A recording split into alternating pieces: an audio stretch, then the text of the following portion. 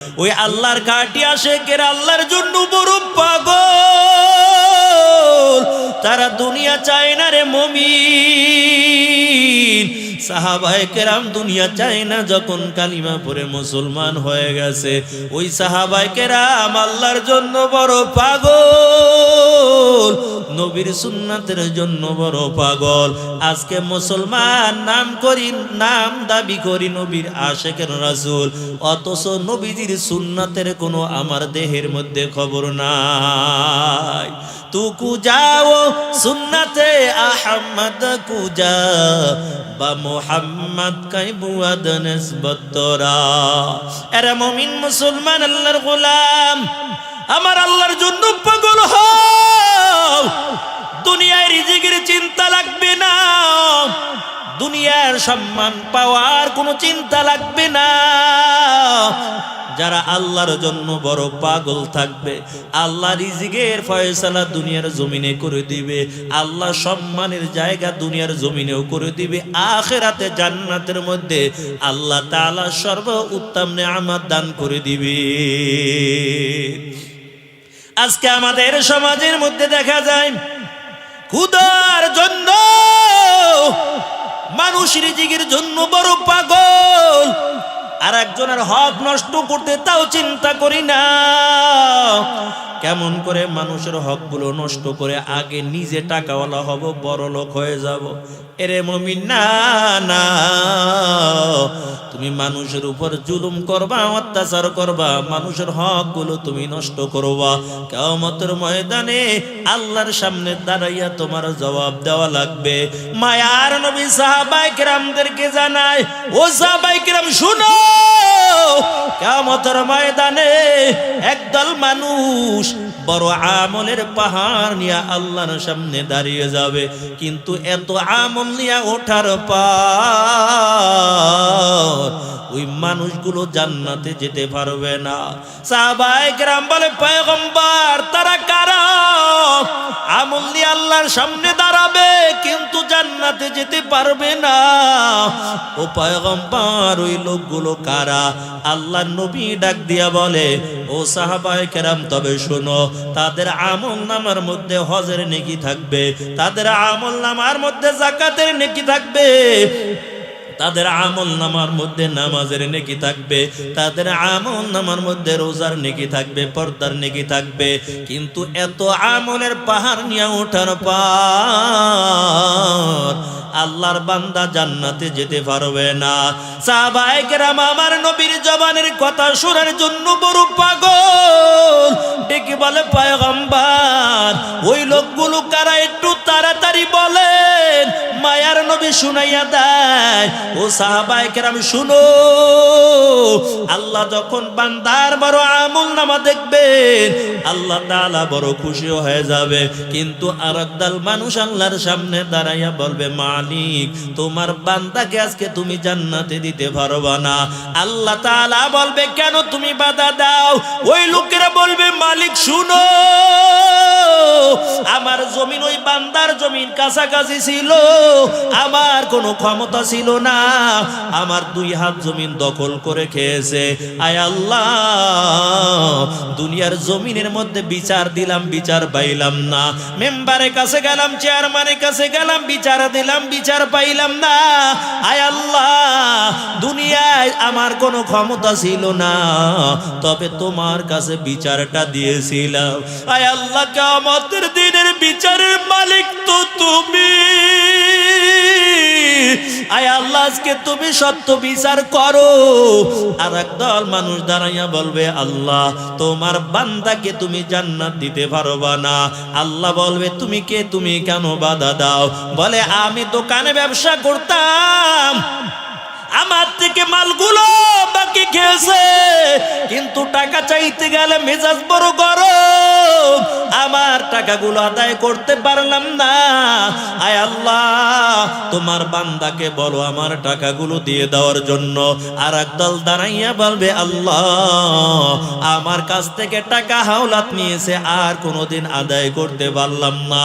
আয় আল্লাহ, দুনিয়ায় এমপি মন্ত্রীর কাছে গেলাম, বিচার পাইলাম না। আয় আল্লাহ, তবে তুমি সত্য বিচারটা করো। আল্লাহ আল্লাহ বান্দাকে ডাক দিয়া বলবে, ওরে বান্দা, কেন এই বান্দার জমিন ঠগাইছো বলো, আজকে তার 2 হাত জমিন তুমি দিয়া দাও। এই দোকানওয়ালা টাকা পাইতো, আজকে তার টাকাগুলো তুমি দিয়া দাও। ওই বান্দা বলবে, আল্লাহ কেমন করে আমি আজকে জমিন দিব? আল্লাহ বলবে, তোমার নেকি তাহলে তাকে দিয়া দাও। ওই বান্দাকে নেকি দিয়া দিবে। আবার ওই আরেকদল বান্দা দাঁড়াইয়া বলবে, মালিক আমার টাকা পাও না, আমার টাকাগুলো দিতে বলো। আল্লাহ বলবে, এই বান্দার টাকা দিয়া দাও। এরে মুমিন মুসলমান, হাসরের ময়দানে টাকা দেওয়ার কোনো সুযোগ থাকবে না। আল্লাহর কাছে বলবে, আল্লাহ আমার টাকা দিয়ে দিতে বলো। আল্লাহ বলবে, টাকা দাও। টাকা দেওয়া যাবে না, তবে কি দিবা বলো? কয়, তোমার নেকি আজকে বান্দাকে দিয়া দাও। ওই বান্দাকে নেকিগুলো দিবে। নেকিগুলো দিতে দিতে বান্দার আমল নামা শূন্য হয়ে যাবে, তারপরও পাওনাদার থেকে যাবে, কিন্তু বান্দার আমল নামার মধ্যে নেকি থাকবে না। এরে মুমিন মুসলমান, আল্লাহর গোলাম, আল্লাহ বলবেন, এই বান্দার গুনাহগুলো আজকে তোমার মাথায় চাপিয়ে দেওয়া হবে। ওই বান্দা এত বড় আমল নিয়ে ওঠার পর বড় আফসোস করবে আর বলবে, মালিক আজকে এত আমল নিয়ে আসার পর আমি তোমার জান্নাতের মেহমান হতে পারলাম না। হায় রে আফসোস, দুনিয়ার জমিনের মধ্যে সময়টা কেন দুনিয়ার কাজে ব্যয় করলাম। এরে মুমিন মুসলমান, আল্লাহর গোলাম, তবে ঘাটি দিলি তওবা করে নাও। যদি না খাইয়া মারা যাও, তারপর অন্যের হকগুলো নষ্ট করবা না। বর্তমান জমানায় দেখা যায় বড় ভাই ছোট ভাইয়ের সম্পত্তি বুঝাইয়া দেয় না। সমাজের মধ্যে ভাইরা তাদের বোনদের হকগুলো আদায় করে দেয় না। এরে আল্লাহর গোলাম, ওই কিয়ামতের ময়দানে বোনেরা আল্লাহর সামনে মামলা দায়ের করে দিবে। তবে মানুষদেরকে ঠগাইয়া যদি কবরে যাও, ওই কবরে যাওয়ার পর তোমার কবরটা জাহান্নামের একটা টুকরা হয়ে যাবে। আমার মায়ার নবী বড় অসুস্থ। সাহাবায়ে কেরামদেরকে ডাক দিয়ে বলে, সাহাবায়ে কেরাম শুনো, আমি তো বড় অসুস্থ, আমাকে একটু মদিনার খালি জায়গার মধ্যে একটু নিয়ে বসাও। সাহাবায়ে কেরাম আমার নবীকে 2 দিক থেকে ধরাইয়া আস্তে করে মায়ার নবী একটা কদম সামনে দেয়, আর একটা কদম সামনে দিতে বড় কষ্ট হয়। আল্লাহর নবী আস্তে আস্তে হেঁটে মদিনার খালি জায়গার মধ্যে চলে গেল। সাহাবায়ে কেরাম আমার নবীর দিকে তাকানো, দেখি আল্লাহ রাসূল কি জানি বলবে। আল্লাহর নবী ডাক দিয়া বলে, সাহাবায়ে কেরাম শুনো, আমার মনে হয় আমি আর বেশি দিন দুনিয়ার জমিনে বাঁচব না, তবে আমি কারোর নিয়া নবী কবরে যেতে চাই না। বলো আমার কাছে তোমরা কিছু পাইবা কিনা বলো। হঠাৎ করে একজন সাহাবী দাঁড়াইয়া বলে, ও পয়গম্বর, আপনি আমার কাছে ঋণী আছেন। আল্লাহর নবী বলে, কি পাইবা বলো। ওই সাহাবী ডাক দিয়া বলে, পয়গম্বর, একদিন আপনার কাছে একজন ভিক্ষুক এসেছিল, তবে ভিক্ষা চেয়েছিল, আপনার কাছে টাকা ছিল না। আমার কাছ থেকে 3 দিরহাম নিয়ে ওই ভিক্ষুককে আপনি দিয়েছেন। ও পয়গম্বর, ওই 3 দিরহাম আজকে আপনি আমাকে দিয়া দেন। আল্লাহর নবী ফজলকে ডেকে বলে, রে ফজল, এই সাহাবীকে 3 দিরহাম দিয়া দাও, কারণ আমি নবী কারোর ঋণ নিয়ে কবরে যাব না। আল্লাহ রাসূল আবার ডেকে বলে, ও সাহাবায়ে কেরাম বলো, আর তোমরা আমার কিছু পাইবা কিনা বলো। আর একজন সাহাবী দাঁড়াইয়া গেল, ডেকে বলে, নবী আমার, আপনি আমার কাছে ঋণী আছেন। আল্লাহর নবী বললেন, কি পাইবা বলো। ওই সাহাবী ডাক দিয়া বলে, পয়গম্বর, আপনিও যুদ্ধের ময়দানে ছিলেন, আমিও যুদ্ধের ময়দানে ছিলাম, কিন্তু ভুলবশত আপনার অজান্তে আপনি ঘোড়ার পিঠে বসে যখন চাবুকটা ঘুরান, আপনার অজান্তে চাবুকের আঘাতটা আমার পিঠের মধ্যে লেগেছে। ও নবী আমার, আজকে আমি ওই চাবুকের আঘাতটা আপনার গায়ের মধ্যে করতে চাই। সাহাবায়ে কেরাম চোখের পানি ছেড়ে দিয়া কাঁদে আর ডাক দিয়া বলে, সাহাবী তুই কি পাগল হয়ে গেলি নাকি? বল, আজকে তো ইসলামের বড় বিজয়। ওই মক্কার জমিনে কাফেরের দল আমার নবীকে কষ্ট কম দেয় না, তায়েফের জমিনের মধ্যে আমার নবীকে কষ্ট কম দেয় না। আমার নবী যখন দিনের দিকে মানুষদেরকে ডাকতো, ওই কাফেরের দল আল্লাহর নবীর গায়ের মধ্যে পাথরের আঘাত করতো আর বলতো, দেখ পাগল যায়। আল্লাহর নবী বলতেন, আমি পাগল না, পাগল না, আমার মুখের বাণীটা শুনিয়া লাও, তোমরাও কালিমা পড়ে মুসলমান হয়ে যাও। মায়ের নবীর গায়ের মধ্যে তারপরও পাথরগুলো নিক্ষেপ করতো। সাহাবায়ে কেরাম বলে, আমার নবী তো বড় এতিম, আমার নবীর গায়ের মধ্যে আজকে চাবুকের আঘাতটা করতে পারবা না। এমন এতিম নবী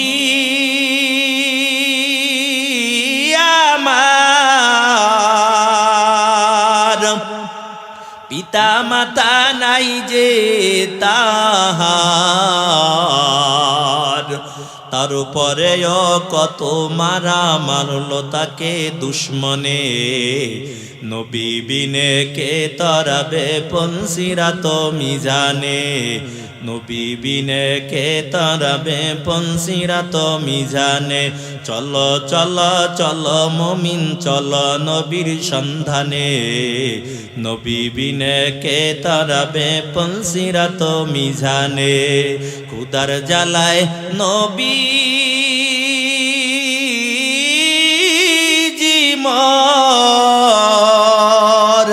বেঁধেছিল পেটে পাথর, মাঝে মাঝে কাতর হয়ে পড়ে যেতেন জমিনে। নবী বিনে কে তারাবে পনসিরাত মিজানে, নবী বিনে কে তারাবে পনসিরাত মিজানে। ওগো নবীর উম্মাতেরা হয়ে আজি দিশাহারা, কোরআন হাদিসের চলো যখন যাহা চায় মনে। নবী বিনে কে তরাবে পনসিরাত মিজানে, নবী বিনে কে তরাবে পনসিরাত মিজানে। হামসুরাতম হামসিরাতে মুস্তফা در تمامی حالیوں کن اتباع سنت خیر البشر گیر لازم تابیابی ای فسار محمد عربی حیا نبی رست پیشوا محمد عربی حیا نبی رست پیشوا عالم ہوا اس کی پیدائش سے اجالا عالم ہوا اس کی پیدائش سے اجالا شفیع الامم ہمارا نبی روز قیامت شفاعت کرے گا اللہ کی پس گناہگار امت شفاعت کرے گا اللہ کی پس گناہگار امت وما أرسلناك إلا رحمة للعالمين